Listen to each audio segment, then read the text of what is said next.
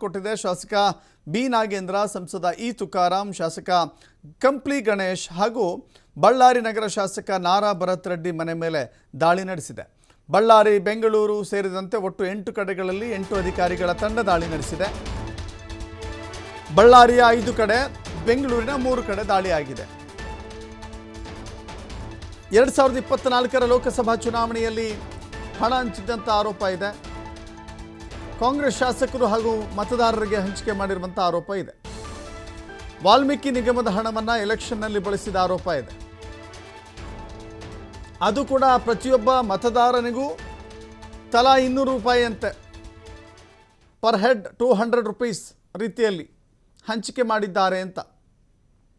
ಅದು ಎಲ್ಲಿಗೆ ಅಂತ ಹೇಳಿದ್ರೆ, ವಾಲ್ಮೀಕಿ ಸಮುದಾಯದ ನಿಗಮದ ಹಗರಣದ ಹಣ ಏನಿತ್ತು ಅದು ನೇರವಾಗಿ ಹೂಡಿಕೆ ಆಗಿದ್ದು ಅಲ್ಲಿ ಅಂತ.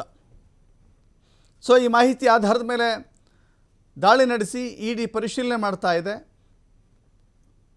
ಇಡಿ ಪರಿಶೀಲನೆಯಲ್ಲಿ ಯಾವೆಲ್ಲ ದಾಖಲೆಗಳು ಸಿಗುತ್ತೆ ಅಂತ ನೋಡಬೇಕಾಗಿದೆ. ಯಾಕಂದರೆ 2023ರಲ್ಲಿ ವಾಲ್ಮೀಕಿ ನಿಗಮದ ಅಕ್ರಮ ನಡೀತಲ್ಲ, 187 ಕೋಟಿ ಹಣವನ್ನು ದುರ್ಬಳಕೆ ಮಾಡಿಕೊಳ್ಳಲಾಗಿದೆ.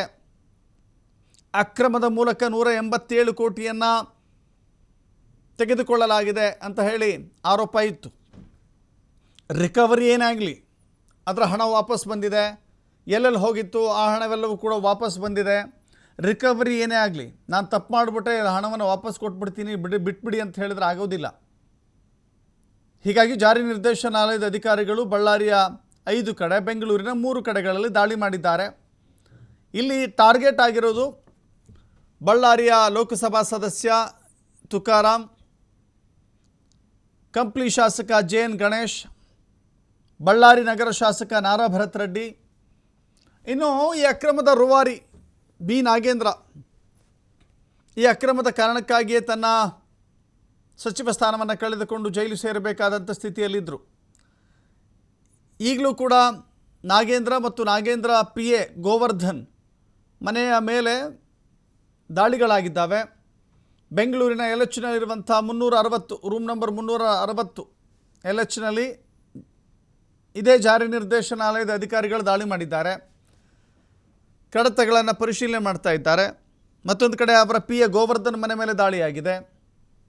ನಾರಾ ಭರತ್ ರೆಡ್ಡಿ, ತುಕಾರಾಂ, ಜೆ.ಎನ್. ಗಣೇಶ್, ಗೊತ್ತಿಲ್ಲ ಇವರಿಗೆ ಹೆಂಗೆ ಈ ಹಣ ತಲುಪ್ತು ಅಥವಾ ಇವರು ಈ ಹಗರಣದಲ್ಲಿ ಹೇಗೆ ಲಿಂಕ್ ಆಗ್ತಾ ಇದೆ ಅನ್ನೋದು ಗೊತ್ತಿಲ್ಲ. ಬಟ್ ಎಲ್ಲೋ ಒಂದು ಕಡೆ ಲೋಕಸಭೆ ಚುನಾವಣೆಗೆ ನೇರವಾದಂಥ ಆರೋಪವನ್ನು ಅನೇಕ ಜನ ಮಾಡಿದ್ರು.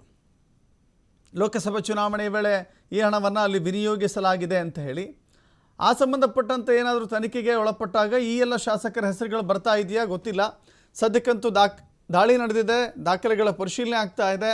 ಈ ರೇಡ್ನಲ್ಲಿ ಏನು ಸಿಗುತ್ತೆ, ಅವರಿಗೆ ಯಾವ ರೀತಿ ಇದನ್ನು ಬೇಗ ಪಡೆದುಕೊಳ್ಳುತ್ತೆ ನೋಡಬೇಕಾಗಿದೆ.